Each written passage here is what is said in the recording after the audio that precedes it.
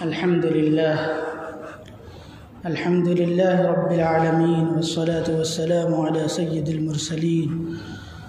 وعلى آله وأصحابه أجمعين، أما بعد،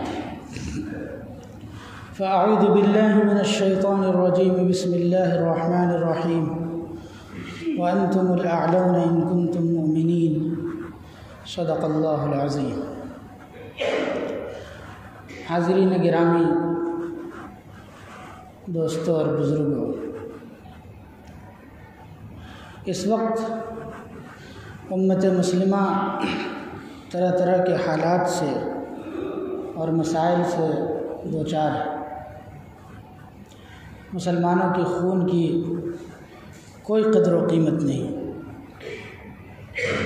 چاروں طرف سے مظالم ڈھائے جا رہے ہیں. تجزیہ نگاروں نے کسی نے کہا کہ مسلمانوں کے اندر مادیت کی، مال و دولت کی کمی ہے، اس لیے یہ صورتحال ہے. کسی نے کچھ اسباب بیان کیے، کسی نے تعلیمی کمی کو وجہ قرار دیا، اور کسی نے معاشی اعتبار سے کمی کو وجہ قرار دیا. مختلف اسباب و وجوہات لوگوں نے بیان کیا، لیکن حقیقت یہ ہے کہ دولت کی کمی یا مادیت کی کمی کی وجہ سے اسلام کبھی پستی کا شکار نہیں ہوا. اسلام نے غربت کا دور بھی دیکھا ہے اور عمارت کا دور بھی دیکھا ہے. ایک دور تھا صحابہ کرام رضوان اللہ تعالی علیہم اجمعین کئی دن فاقے سے گزار دیتے تھے. حضرت بلال رضی اللہ تعالی عنہ کسی بڑے تاجر کا نام نہیں ہے، ایک غلام آدمی تھے، لیکن عزت اور سربلندی کے اس مقام پر فائز تھے جو بڑے بڑوں کا حصہ نہیں ہو سکتا. اللہ کے رسول صلی اللہ علیہ وسلم کے زمانے میں ایک صحابی ہیں حضرت مصعب بن عمیر رضی اللہ تعالیٰ عنہ. یہ مصعب بن عمیر یہ وہ صحابی ہیں، ان کی والدہ ان کو 200 درہم کا لباس پہنایا کرتی تھی، اور یہ مکے کے اندر جس گلی سے گزر جایا کرتے تھے وہ گلی شام تک مہکتی رہتی تھی. لوگ جاننے والے دیکھتے تو خوشبو سے اندازہ لگاتے کہ ادھر سے مصعب بن عمیر گزرے ہیں. لیکن جب اللہ کے رسول صلی اللہ علیہ وسلم کے دامن سے وابستہ ہو گئے اور اسلام قبول کر لیا تو ان کے اوپر طرح طرح کے حالات آئے، اور پھر وہ دن بھی دیکھنا پڑا کہ اللہ کے رسول صلی اللہ علیہ وسلم نے مصعب بن عمیر کو دیکھا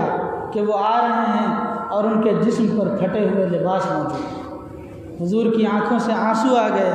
کہ یہ وہی مصعب ہے جو 200 درہم کا جوڑا پہنا کرتا تھا اور ایسی خوشبو لگایا کرتا تھا کہ جس طرف سے گزر جاتا تھا ادھر سے لوگ جان جاتے تھے کہ ادھر سے مصعب گزرا ہے. اور آج غربت کی یہ صورتحال ہے. جنگ احد میں حضرت مصعب بن عمیر کی شہادت ہوتی ہے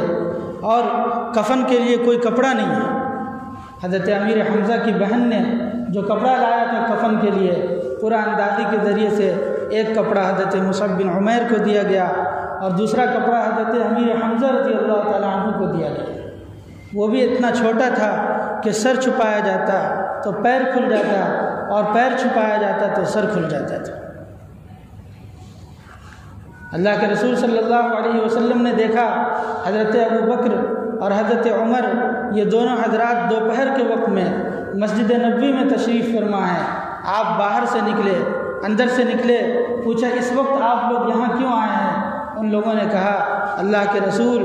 بھوک کی شدت کی وجہ سے مسجد کے اندر آئے ہیں تاکہ آپ کا چہرہ انور دیکھ کر کچھ تسلی ہو جائے. رحمت دو عالم صلی اللہ علیہ وسلم کی زبان مبارک سے یہ لفظ نکلتا ہے فواللہ ما اخرجنی الا ما اخرجکما، خدا کی قسم میں بھی اسی بھوک کی وجہ سے نکلا ہوں جس کی وجہ سے تم لوگ نکلے ہو. یہ اسلام کی غربت کی کہانی ہے، لیکن اس کے باوجود اسلام ذلیل نہیں تھا، مسلمان ذلیل نہیں تھے. پھر اللہ تعالیٰ نے مسلمانوں کو عمارت کا دور بھی دکھایا، بخاری کی روایت ہے، حضرت عدی بن حاتم رضی اللہ تعالی عنہ فرماتے ہیں کہ ایک مرتبہ اللہ کے رسول صلی اللہ علیہ وسلم کے پاس ایک شخص آیا، اس نے اپنی غربت اور پسماندگی کی شکایت کی۔ پھر تھوڑی دیر کے بعد ایک دوسرا شخص آیا، اس نے کہا کہ میرے پاس مال و دولت کی کمی نہیں ہے، لیکن جہاں جانا ہے راستہ پرامن نہیں ہے، اس لیے بدامنی کی شکایت کی۔ تو اللہ کے رسول صلی اللہ علیہ وسلم نے حضرت عدی بن حاتم سے کہا کہ عدی،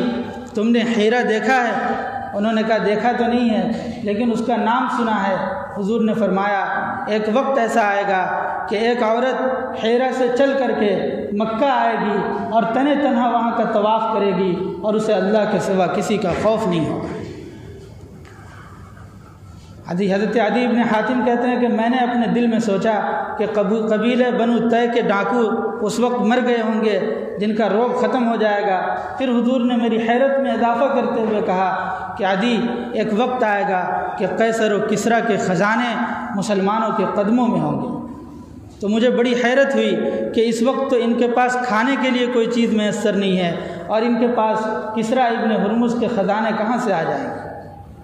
پھر حضور صلی اللہ علیہ وسلم نے ارشاد فرمایا کہ ایک وقت وہ بھی آئے گا کہ لوگ زکوٰۃ نکالنے کے لیے مصرف تلاش کریں گے، لیکن کوئی زکوٰۃ لینے والا نہیں ملے گا۔ عدی بن حاتم کہتے ہیں کہ پھر میں نے دو چیزیں تو اپنی آنکھ سے دیکھ لی، ایک تو یہ کہ ایک عورت حیرہ سے چل کر کے مکہ آئی اور اس نے مکہ کا طواف کیا، یہ میں نے اپنی آنکھوں سے دیکھا، اور کسریٰ ابن ہرمز کے خزانے مسجد کے باہر رکھے ہوئے تھے، وہ بھی میں نے اپنی آنکھوں سے دیکھا۔ لیکن تیسری پیشین گوئی وہ میں نہیں دیکھ سکا، لیکن تم لوگ ضرور دیکھو گے۔ چنانچہ حضرت عمر بن عبدالعزیز رحمۃ اللہ علیہ کا جب دور خلافت آتا ہے تو ان کے دور خلافت میں اللہ تعالیٰ نے اتنی فراوانی عطا کر دی مال کی اور دولت کی کہ لوگ زکوٰۃ کے لیے زکوٰۃ کا مصرف تلاش کرتے تھے، لیکن کوئی مستحق زکوٰۃ نہیں ملتا تھا جس کو زکوٰۃ دی جائے۔ تو یہ اسلام کی عمارت کا دور ہے کہ بڑے بڑے بادشاہ کے اور سلاطین کے خزانے مسلمانوں کے قدموں کی ٹھوکروں میں رہتے تھے، لیکن اسلام اس وقت بھی ذلیل نہیں تھا۔ در حقیقت مسلمانوں کی ذلت و پستی کا سبب غربت یا عمارت نہیں ہے، مسلمانوں کی ذلت و پستی کا سبب علامہ اقبال نے بیان کیا کہ زوال امت مسلمہ کا بے زری سے نہیں، بے زری مطلب دولت کی کمی سے کی وجہ سے مسلمان ذلت و پستی کے شکار ہیں، ایسا نہیں ہے، بلکہ مسلمانوں کی ذلت و پستی کی اصل وجہ یہ ہے کہ مسلمانوں نے اپنا رشتہ اس مرکز سے توڑ لیا جہاں سے اس کو عروج حاصل ہوا تھا، جہاں سے اس کو ترقی حاصل ہوئی تھی، اس نبی سے اپنا رشتہ توڑ لیا جس نبی کی سنت کی اتباع کی وجہ سے اللہ تعالیٰ نے اس کو بلند مقام عطا کیا تھا۔ حضرت عمر فاروق رضی اللہ تعالی عنہ ہیں، جب یروشلم فتح ہوا تو بیت المقدس کی فتح کے وقت میں جب ان کو بلایا گیا اور حضرت ابو عبیدہ بن جراح رضی اللہ تعالی عنہ نے خط لکھا کہ آپ تشریف لائیں، حضرت عمر رضی اللہ تعالی عنہ نے اپنے ایک غلام کو ساتھ لیا اور ایک اونٹنی پر سوار ہو کر کے کبھی حضرت عمر سوار ہوتے، کبھی ان کے غلام سوار ہوتے۔ جب منزل قریب آ گئی، لوگ باہر انتظار کر رہے تھے، اس وقت غلام کے سوار ہونے کی باری تھی اور حضرت عمر نیچے چل رہے تھے، تو غلام نے خود کہا کہ آپ اوپر سوار ہو جائیں، نیا نیا مسلمانوں نے یہ علاقہ فتح کیا ہے، یہاں کے لوگ کیا سوچیں گے؟ تو اس لیے حضرت عمر رضی اللہ تعالی عنہ نے کہا کہ نہیں، مسلمانوں کی اور اسلام کی عزت اس میں نہیں ہے کہ اس کا بادشاہ سواری پر سوار ہو، بلکہ عدل و انصاف میں اس عزت ہے۔ جس وقت میری باری تھی میں سوار ہوا، اب تمہاری باری ہے تو تم سوار ہوگے۔ حضرت ابو عبیدہ بن جراح رضی اللہ تعالی عنہ نے حضرت عمر سے آگے بڑھ کر کے کہا کہ امیر المومنین، آپ کا لباس پھٹا ہوا ہے، 12 پیوند لگے ہوئے ہیں، آپ یہ لباس بدل دیجئے اور عمدہ لباس پہن لیجئے۔ حضرت عمر رضی اللہ تعالی عنہ نے حضرت ابو عبیدہ بن جراح رضی اللہ تعالی عنہ سے کہا کہ ابو عبیدہ، یہ بات اگر تمہارے علاوہ کوئی کہتا تو میں اسے کوڑے مارتا، تمہیں پتہ نہیں ہے انا کنا اذل قوم فاعزنا اللہ بالاسلام فمهما نطلب العز بغیر ما اعزنا اللہ اذلنا اللہ۔ حضرت عمر نے بڑا تاریخی جملہ ارشاد فرمایا اور اس ایک جملے میں مسلمانوں کے ذلت و پستی کا سبب بیان کیا اور ان کے عروج اور ترقی کا سبب بیان کیا کہ ہم ذلیل لوگ تھے، ہمیں زندگی زندگی گزارنے کا سلیقہ نہیں آتا تھا، ہم نے اسلام کی دولت سے ہم اسلام کی دولت سے مالا مال ہوئے، ہم نے دین کو اپنایا، اللہ تعالیٰ نے ہمیں عزت بخشی، اللہ تعالیٰ نے ہمیں سربلندی عطا کی۔ اسلام کے علاوہ اگر کسی اور راستے سے ہم عزت کو تلاش کریں گے، اللہ ہمیں ذلیل اور خوار کر دے گا۔ چنانچہ یہی حضرت عمر ہیں، ایک مرتبہ وادی تہامہ سے گزر رہے تھے اور بڑا قافلہ ان کے پیچھے تھا، تھوڑی دیر رک گئے اور رک کر کے رونے لگے تو کسی نے کہا آپ کیوں رو رہے ہیں؟ کہا مجھے اپنے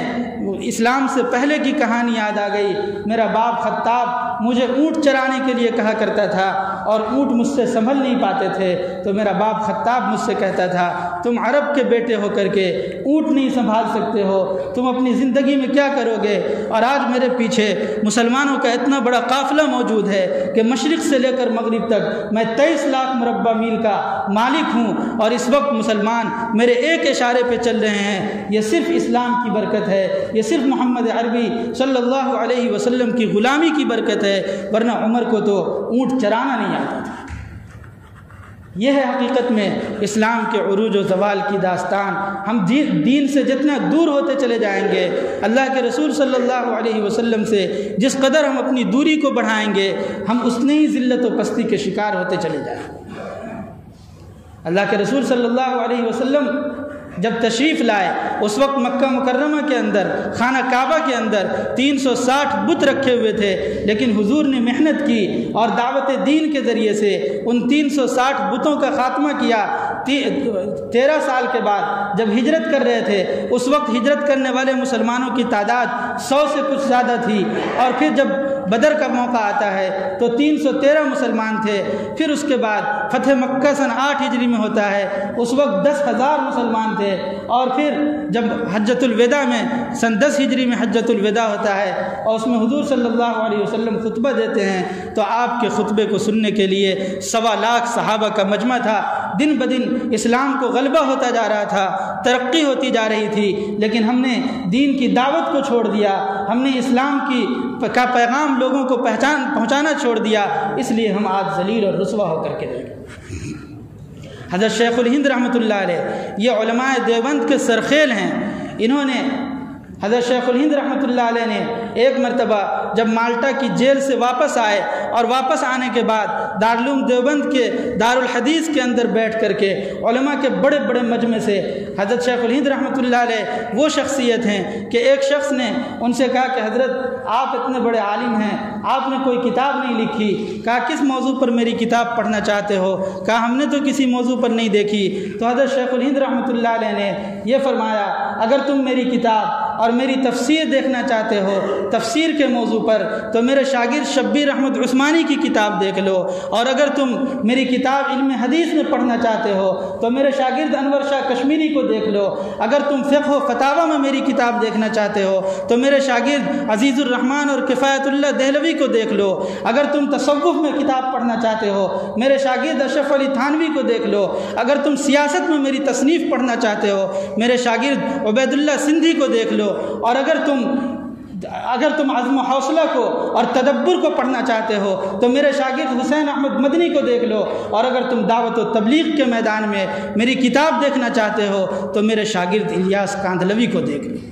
یہ وہ شیخ الہند ہیں جب دارالحدیث میں علماء کے بڑے مجمع کو خطاب کرتے ہوئے انہوں نے کہا تھا کہ میں مالٹا کی جیل کی تنہائیوں میں امت مسلمہ کے زوال کے سبب پر غور کیا تو مجھے 2 سبب زوال کے نظر آئے۔ حضرت مفتی شفیع صاحب رحمۃ اللہ علیہ لکھتے ہیں کہ جب انہوں نے یہ بات کہی تو ان سارے علماء کے کان کھڑے ہو گئے کہ یہ استاد الاساتذہ ہیں اور بڑے بڑوں کے استاد ہیں، انہوں نے مالٹا کی جیل میں جو 2 سبق سیکھے ہوں گے وہ کتنے اہم سبق ہوں گے، سب ہمہ گوش ہو گئے۔ اور پھر حضرت شیخ الہند رحمۃ اللہ علیہ نے فرمایا کہ مسلمانوں کی ذلت و پستی کی سب سے بڑی وجہ یہ ہے کہ مسلمانوں نے اپنا رشتہ قرآن سے توڑ لیا ہے۔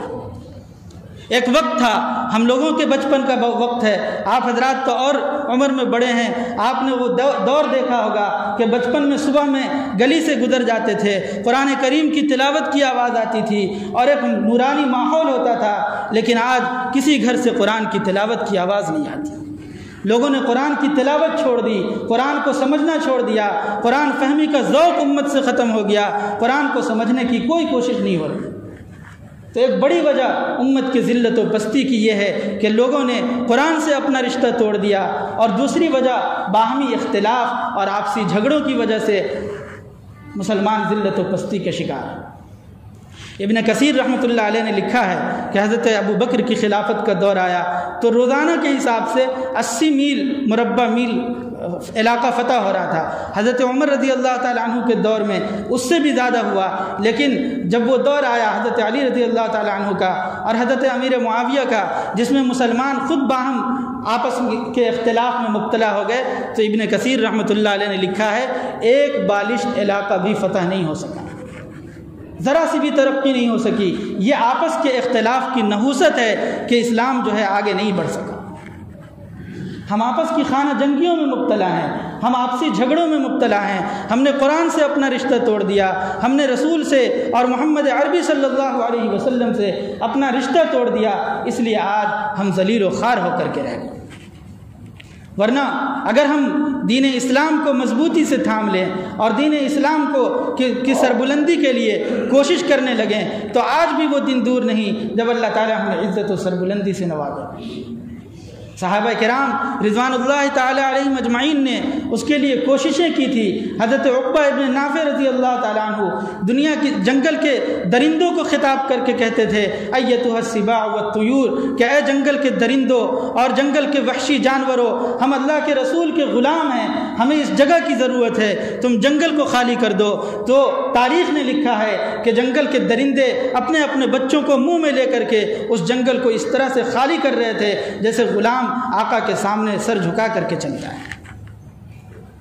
کیا طاقت تھی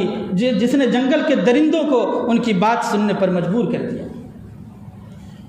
یقیناً وہ دین کی طاقت تھی، اسلام کی طاقت تھی کہ اللہ تبارک و تعالیٰ نے انہیں وہ سربلندی عطا کی تھی۔ آج مسلمان جس ذلت و پستی کا شکار ہو گئے، جس اخلاقی انحطاط کا شکار ہو گئے۔ ایک صاحب واقعہ بیان کر رہے تھے کہ میں ایک جگہ گیا تو میں نے سوچا کہ یہاں سکھوں کا گردوارہ ہے تو وہ ذرا دیکھ لوں۔ تو جب میں اندر داخل ہوا تو داخل ہونے کے بعد میں نے اپنے جوتے سنبھالنے کے لیے اس کو جب اٹھانے لگا تو وہاں جو ایک شخص بیٹھا ہوا تھا اس نے کہا میاں یہ مسلمانوں کی مسجد نہیں ہے جو چوری ہو جائے گا، آپ تسلی سے یہیں چھوڑ کر کے چلے جائیں، یہاں سے کوئی چیز چوری نہیں ہوتی۔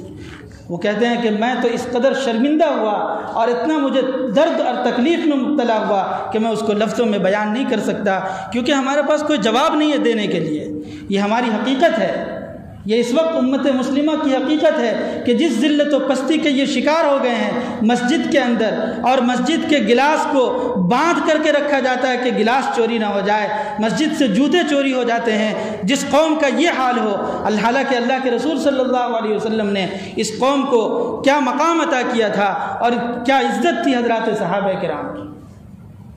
میں کوئی آپ کو بہت پرانے زمانے کی کہانی نہیں سنا رہا، ہم دور غلامی میں جی رہے تھے۔ دہلی کی جامع مسجد میں زیارت کے لیے ایک انگریز آتا ہے اور وہ انگریز دہلی کی جامع مسجد کی سیر کرتا ہے، اور ایک فقیر مسجد کے دروازے پر بیٹھا ہوا مانگ رہا تھا۔ اس نے کچھ پیسے دیے انگریز نے، اور اس کا بٹوا جب وہ جیب میں رکھ رہا تھا تو گر گیا۔ اس فقیر نے اس کو اٹھایا اور سوچا کہ جب یہ واپس آئے گا تو میں اسے دے دوں گا، لیکن وہ کسی اور دروازے سے نکل گیا۔ 1 سال کے بعد جب وہ دوبارہ کسی ضرورت کے لیے آیا، اس نے اس بٹوے کو سنبھال کر رکھا ہوا تھا، اور جب وہ انگریز آیا وہ دوڑ کر آگے بڑھا اور اس نے آگے بڑھ کر کے وہ بٹوا اس کے حوالے کر دیا۔ تو